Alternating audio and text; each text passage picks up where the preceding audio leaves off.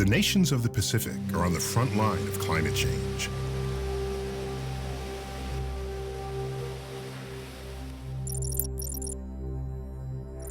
Scattered across the largest ocean in the world, these fragile, culturally diverse island states are united by common threats to their climate. Rising sea levels, changing rainfall patterns, increasingly intense tropical cyclones, and warming and acidification of coastal waters. The Pacific Adaptation to Climate Change Project has assessed the vulnerability of 14 Pacific Island nations and has begun responding to these needs. Its goal is to increase their resilience to climate change by developing adaptation techniques for 3 key areas: water, food, and the coastal zone.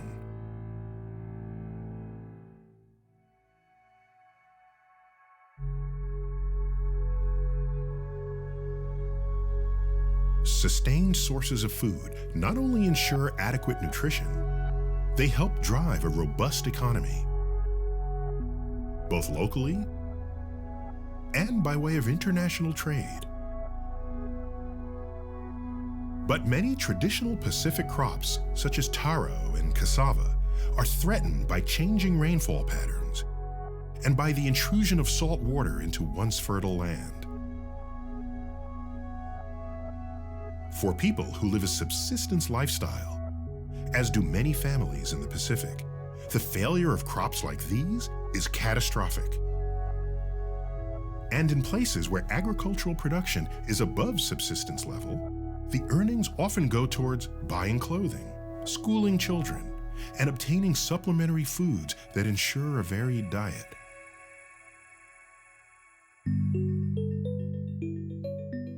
PAC pilot sites are tackling food security with a view to developing climate change tolerant food crops and enhancing food preservation. In Nausori, Fiji, increase in rainfall and flooding is a major problem. Now, PAC is addressing the drainage problem by dredging the creeks of the low-lying agricultural land, and also developing varieties of taro and cassava that are tolerant to waterlogging. The construction of dikes in Palau is intended to limit saltwater intrusion caused by rising sea levels. In Papua New Guinea, drought-tolerant varieties of taro and other crop species are being made readily available through seed distribution.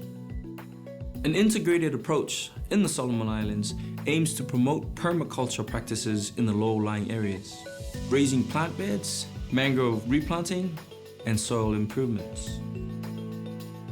To complement work on the ground, PAC is also working to integrate climate change adaptation techniques into policy at the level of both local and national governments in order that sustainable development become an intrinsic part of future decision-making for the Pacific. Beyond this, PAC is translating its learning into a knowledge base that can be utilized by people who are faced with similar climate challenges worldwide.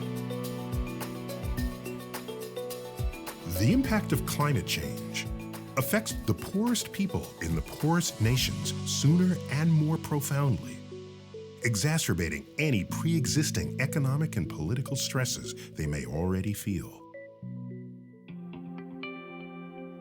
But climate change presents both a challenge and an opportunity.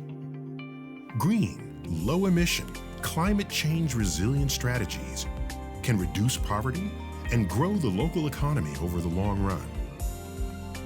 The PAC project is a great start.